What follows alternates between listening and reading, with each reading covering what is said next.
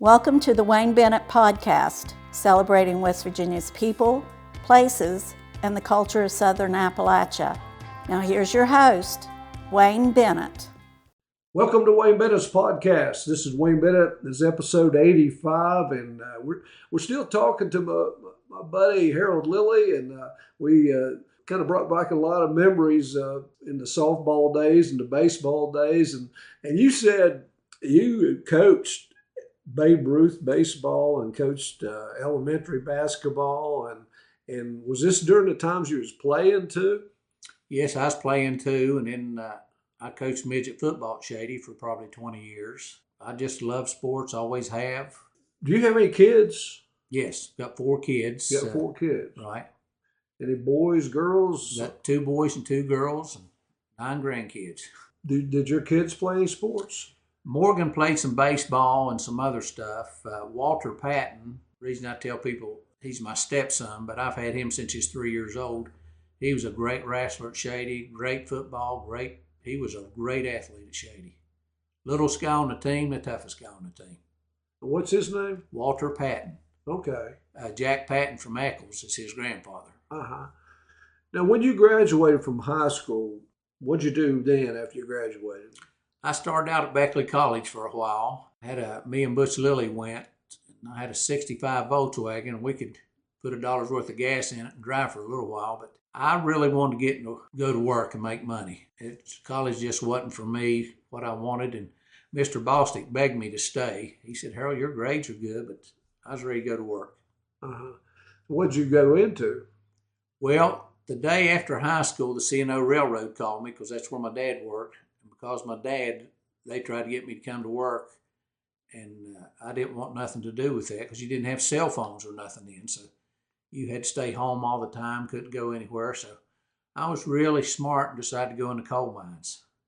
So when I was 19, I went to work for Westmoreland Coal Company and ended up retiring from Alpha.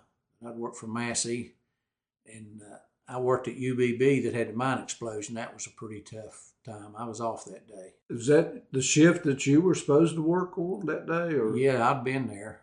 Really? But, I'd worked a lot, and they told me to take a few days off. So me and a couple of friends of mine was down in Cranberry Glades fishing. We found out about the explosion about 15 to 4 that day. Wow. So you knew all them guys personally? Yeah. Some of them I've worked with 30 years. Wow. Yeah, it's unbelievable. Now, do you look at that like an epiphany? I mean, like you were supposed to be off? I mean, how do you look at that? I mean, do you feel guilty that you weren't there or what? No, I miss my friends, but the good Lord had plans for me, and he wasn't through with me, and I'm trying not to get emotional here because it's a tough time. But the Lord had plans for me, so I'm trying to do, I pray about a lot what he needs me to do. Church work, I got some widow women that live in my neighborhood and some people that need stuff, youth, so I'm trying to do what the Lord wants me to do. Now, after the explosion down there, did they open that mines back up? No, we just trying to remember. We worked there a couple of years sealing it up and getting some things out, but they wouldn't let us bring much out. We was clearing up violations and just a lot of other stuff. Uh-huh.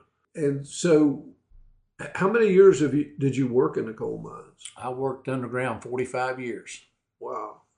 What all did you do down there? I mean, what? Everything. Everything, a lot of shoveling.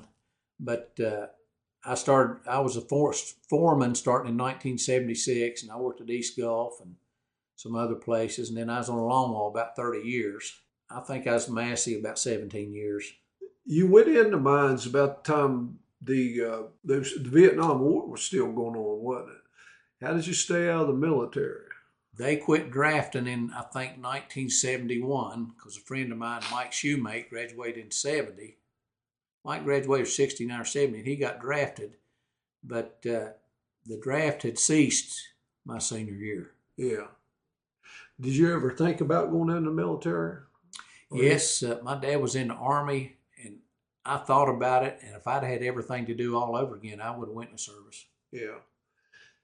Let's go back just a second. When we were talking in the last program, you were talking about playing summer league basketball. Didn't you play with the governor one year, one summer? Yeah, we played Jim. Well, not with him, against him a lot. Okay. He played, I think, at Beckley First Baptist with him and J.D. Robinson. But yeah, I've played against Jim. Well, Governor Jim now. I've played basketball against him probably about 10 years. What kind of player was he back in the day? Big man. He didn't run the floor real well, but he got underneath. He was a big guy, but we had a big guy, Jack Flainer, Yeah. big boy too. Well, Jim was on Woodrow's team a couple of years there, and then I think he ended up. Well, I think he went to Greenbrier Military. I think he graduated from Woodrow. He played his senior year, I guess, but I'm not sure how much playing time he actually got. He come in, but I think that's when Henry Dickerson and some of those guys were around, and it's kind of hard to get in the lineup. But now your family now, how many's at home, or what is your family situation? Well, I've got one son home right now. He's going through some stuff, and then my other son does concrete work, and he worked in the mines for me. And then one daughter works; she does inventory for some of these big companies. My other daughter, Ashley, she's not working right now. But yeah, my kids have kind of had it tough a little bit. You talked about coaching. Did you ever think about getting into coaching in high school? I mean, now that they have the classes and stuff, that ever do think about that? No, I think my coaching days is over because I just don't have the will to coach anymore. I like to go to everything Shady has just about, and Woodrow, Independence. I'm an area guy. You wouldn't believe the people from the area when Woodrow's playing state tournaments that cheer against them from Shady and other schools. If I go to state tournaments, I want Woodrow to win. I want whoever's there is local. Yeah, I'm a local guy. I like. Yeah, I'm kind of the same way. I right now as we're talking, Independence and even Greenbrier West and James Monroe, teams that are in the region. I want to see them win football games, and when Shady's playing basketball, I want to see them win. And I guess this right now with the Shady Spring situation, the basketball teams probably the best teams that they've had. I mean, as far as performance wise, and they may come home with a state championship. They got close last year, didn't they? Injuries are the only thing that stopped them from winning, and they had 2 kids with ACL tears. Yeah. But both of them are back this year, and he's got 9 kids that could start anywhere in the state. Yeah. I mean, he's got some problems there maybe because playing everybody because they're really good. Yeah, well, the pace that they play, he can probably work 9 guys pretty good. Yeah, because they get up and down the floor. But tell me a little bit about your church work. I know you and I go to the same church, and I know you're big into a lot of the activities. And tell me how you got started at Faith Community.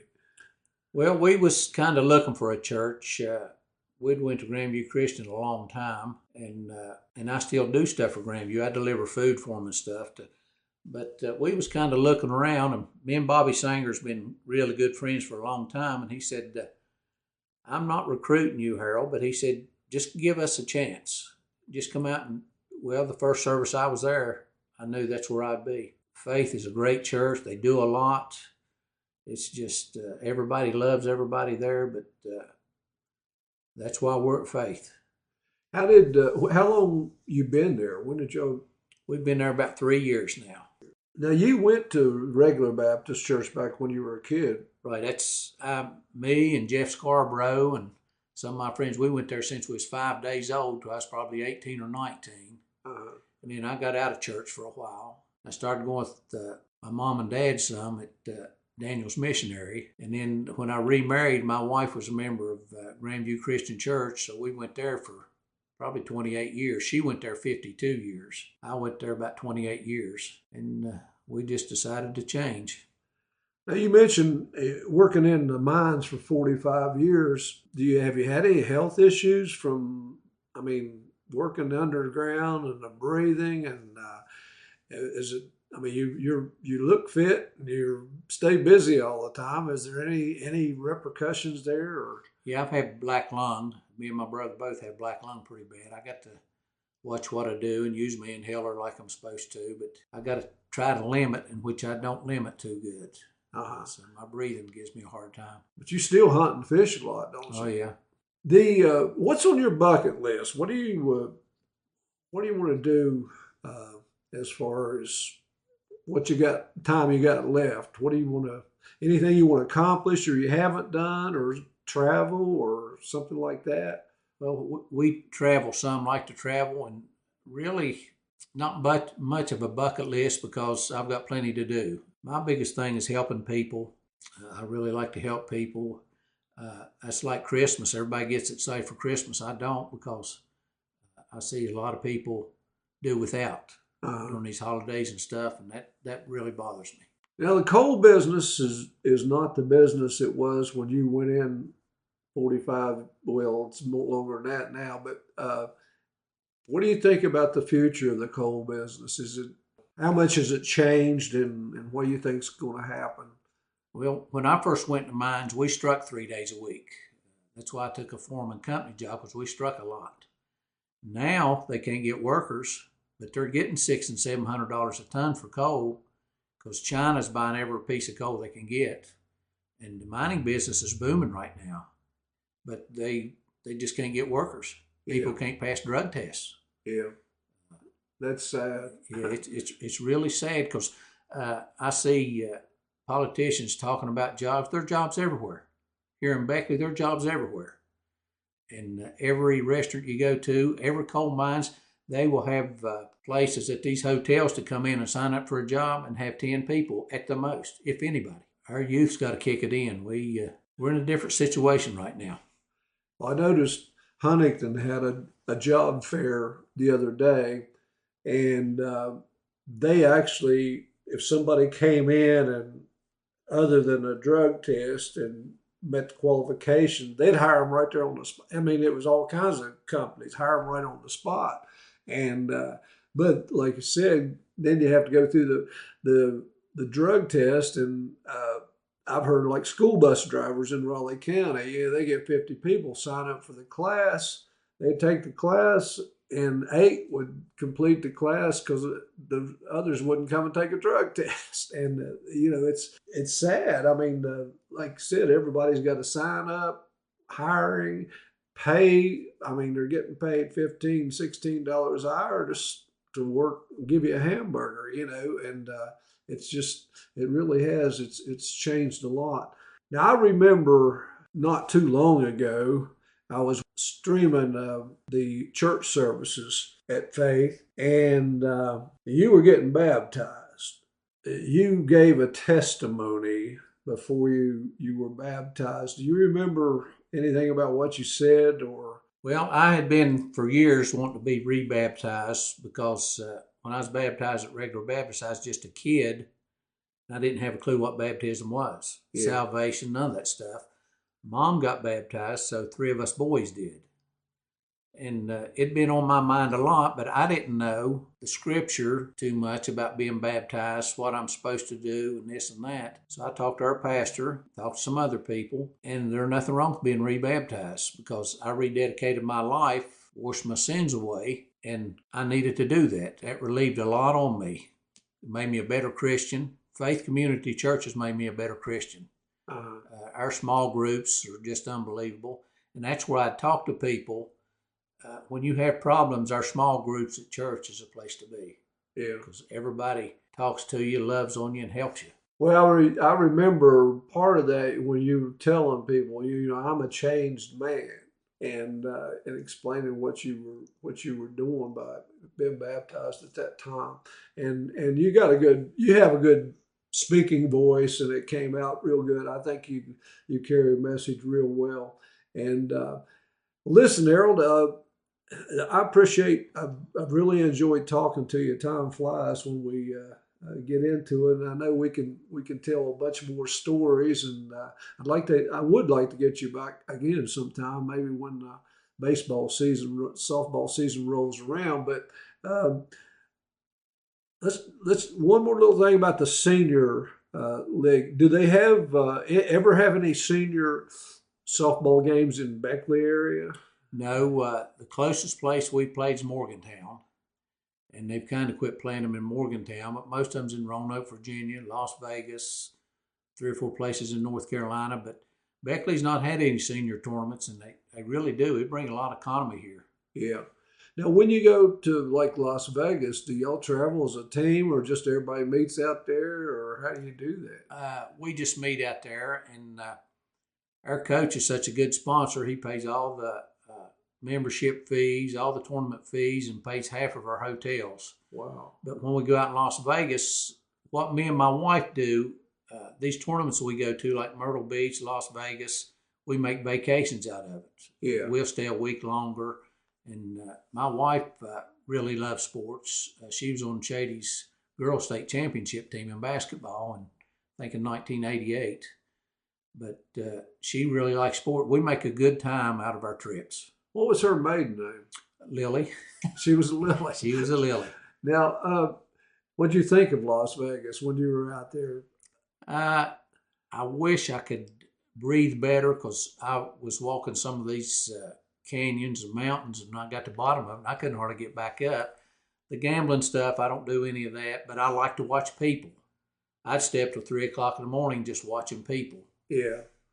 Yeah, my wife and I went out there one year, courtesy of the National Wrestling Hall of Fame. They had a tournament out there, and they had a meeting, and they paid our way out, and I didn't even know how to gamble.